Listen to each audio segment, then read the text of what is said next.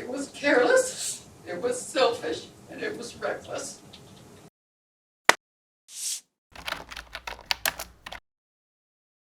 All rise. Please be seated.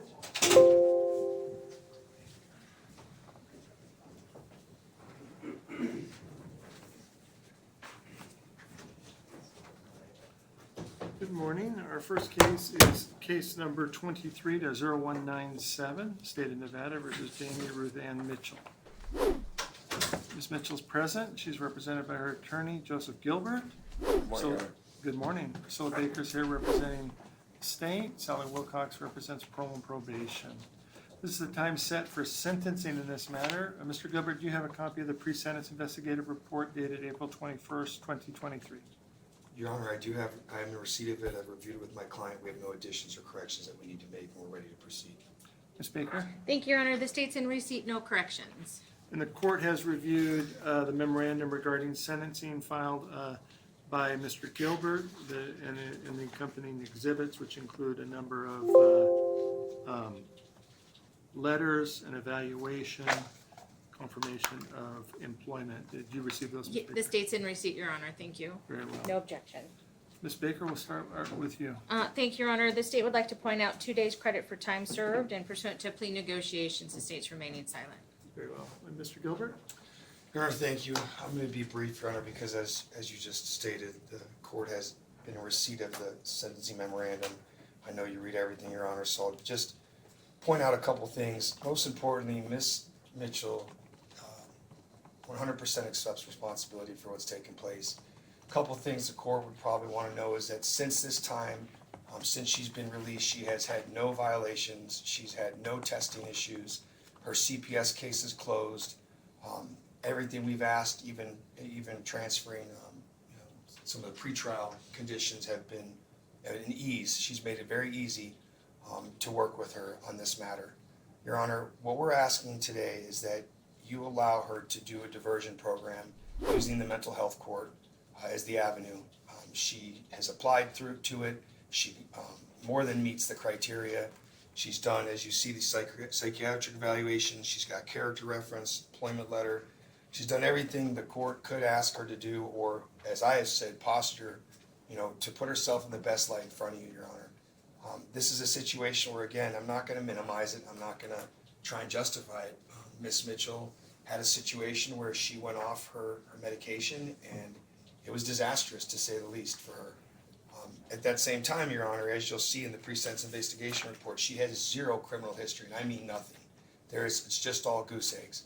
And I point that out because, as the legislature set forth with our diversion statutes, is that it allows someone in Ms. Mitchell's position, similarly situated, to basically have an opportunity to have this type of charge removed from her record. And so we're not asking for anything special, Your Honor. She's going to have to do it. She's going to have to spend a year or more through the mental health court doing the program, and we just ask for some leniency, Your Honor. In that regard, I know Ms. Mitchell wants to say something, but Your Honor, I've put everything I can in front of you, outlined it to the best of my ability. We've spared no stone unturned to make sure that you had everything you needed to, give Ms. Mitchell the chance she needs and the opportunity she needs so that she can complete this program and then in the future practice law again. And with that, Your Honor, I'd submit. Mr. Gilbert, do we have an update on what's going on in Washoe County? We do, Your Honor. So we were just in court last week, and we're actually doing a settlement conference there. Jeremy Reichenberg is the DA. It's very similar charges, and so again, because she's been so proactive in testing, we've got a settlement conference. Hopefully, actually, you're one of the judges in that panel. So there's 3 of them. We've just applied to it last week. We should be hearing in the next couple of weeks. We'll get that scheduled. And then again, we're going to be trying to have the same outcome where she's doing mental health court and combining the two, hopefully consolidating the second judicial. What department are you there? We are in Judge Dracula's Department 1. Okay. She's been great. She had Ms. Mitchell test that day, and then she saw that there was no issues with any of the testing, so she was more than willing to oblige, and that's where we are, Your Honor. Great, thank you. Sure. Ms. Mitchell? Yes, Your Honor, I just wanted to say that I take full responsibility for what I did. And I didn't know how my state of mental health was, and now I know. And I've been on my medicine regularly, making sure that I take it every single day. And had I known what disaster of my life I would have made, I never would have let that happen in a million years. And I basically destroyed my own life. And I just want to get my life back on track and try to move forward. And that I'm very sorry to everyone involved, law enforcement, to the victim, to everybody that I damaged there. I know that I had caused mental distress to the person that I scared, and I just want to say I'm sorry. And I was very wrong, and I just want to get back on track with my life. And I just ask you for leniency, Your Honor. Thank you. Ms. Baker, do you have any victim impact testimony? And I've read the PSI statement, but. Yeah. No, Your Honor, thank you. Oh, I'm sorry. You're here for. Or if the victim submitted a statement. Yeah, the victim, Understand. just a second, Your Honor. The mother testified for an adult son.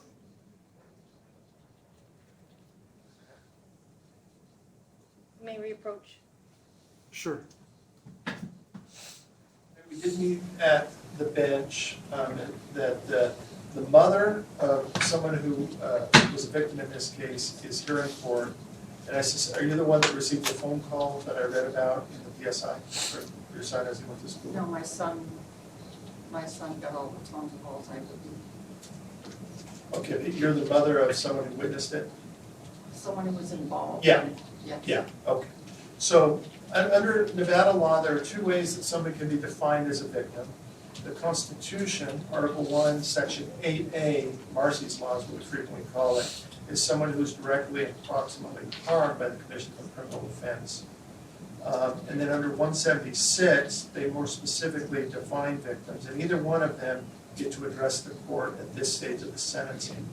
In Chapter 176 of the Nevada Revised Statutes, a person against a crime has been committed is a victim.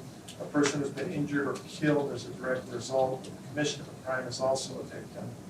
And then the third way is a relative of a person described as in either one or two is also a victim. So here we have the mother of somebody who was a victim in this case, and I think under subsection 3 she qualifies and should be able to address the court. But I'll let either side respond and tell me if you agree or disagree. I'll let you make your record, and I'll start with you. The state agrees based on that definition, Your Honor, but we'll submit it to the court. Your Honor, I believe that your interpretation of that statute is correct. So with that, And so, ma'am, what we will invite you to do is come up here to the witness stand.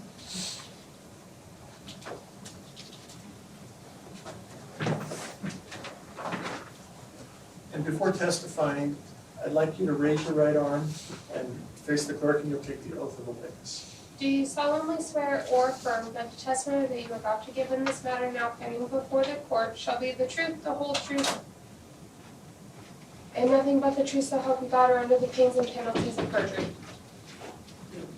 Thank you. Please be seated. And so what we'll do here is I'll have Ms. Baker, and I know she's agreed to remain silent, but just for purpose of questioning, ask you your name, and then she usually will just ask you if you want to address how this has impacted you or your son. After that, Mr. Gilbert will be able to ask any questions if he has any. Okay. Can you please state your name for the record? It's Marguerite Young, And can you please spell the name for the record? M-A-R-G-U-E-R-I-T-E, Young, Y-O-U-N-G. And Ms. Baker, I was going to say, we do need to establish the nexus that Yes, she's related yes. to someone who's a victim. Yes, thank you, Your Honor. So you were related to one of the victims in this case?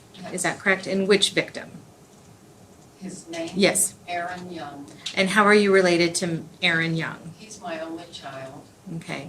And Mr. Young was a direct victim in this matter, is that correct? Yes. And then how has this incident affected Mr. Young?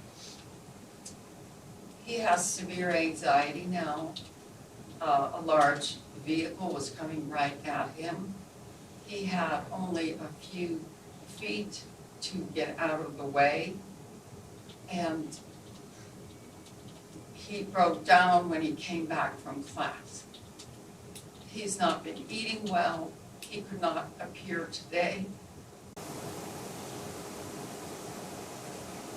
He was up all night. And that's why he just couldn't bring himself to remember what happened.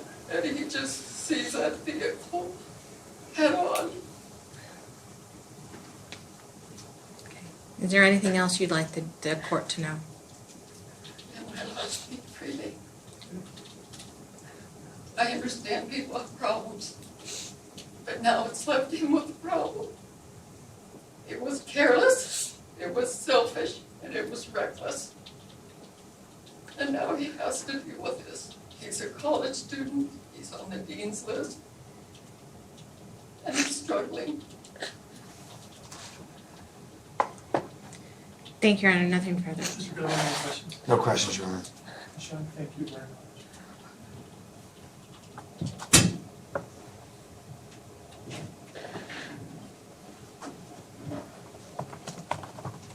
Ms. Wilcox, if we do, I want to make sure I understand the two implications. We do diversion under 176A for mental health support. The maximum probationary period of time, Your Honor, since it's a diversion, it would be 12 12 months months would be- plus the additional 12, yes. I just want to make sure. I know that was for drug court element, I didn't know for mental health court. Do you agree with that, Ms. Baker? Yes, Your Honor. And Mr. Gilbert? I do, Your Honor. Is there any legal cause why No. judgment should not now be pronounced? No, Your Honor. There no legal cause, and based upon your plea, the court does not pronounce you guilty of failure to stop on the signal of a peace officer, which is category B felony. In accordance with the laws of the state of Nevada, I assess a $25 administrative assessment, a $60 chemical analysis fee, and a $3 DNA administrative assessment. Under diversion, is there a DNA fee also or not? No, Your Honor. I'm going to suspend these proceedings pursuant to 176A, and I'm going to place you on diversion and on probation under the following conditions. The first is you'll remain on probation for a period not to exceed 12 months with the ability of the mental health board to extend it an additional 12 months for you to successfully complete mental health court. I'll order that you enter and successfully complete the mental health court. If you don't, I think you know, you'd be returned here for sentencing on this case. You can face the full force and penalty of this category B felony. There'll be no use of alcohol, marijuana, or controlled substances except for your legal prescriptions for your actual mental health needs during the entire term of your probation. I'm going to prohibit you from entering any marijuana dispensaries or vape shops, and also any bars or casinos except for employment purposes. I'm also going to explicitly prohibit you from using, I'm going to say this, is it nitrous oxide? Yes. Nitrous oxide, or use or possession of any nitrous oxide. I'm going to order that you complete a life skills program as deemed appropriate by parole and probation. I'll authorize parole and probation as an intermediate sanction to place you on house arrest or subject you to electronic monitoring.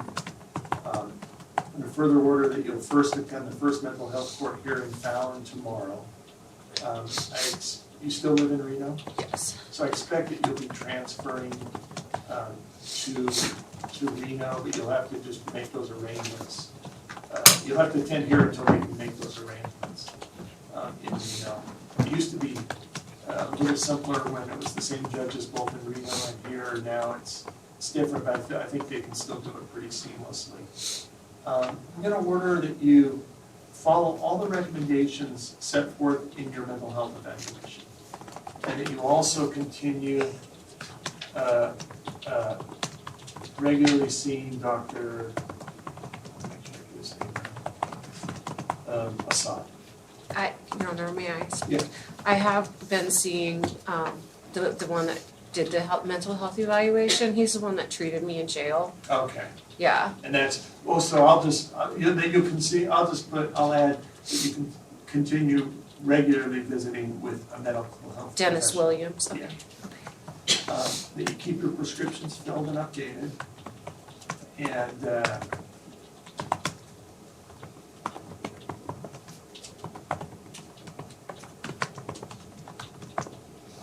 trying to think. What's the status of your driver's license now?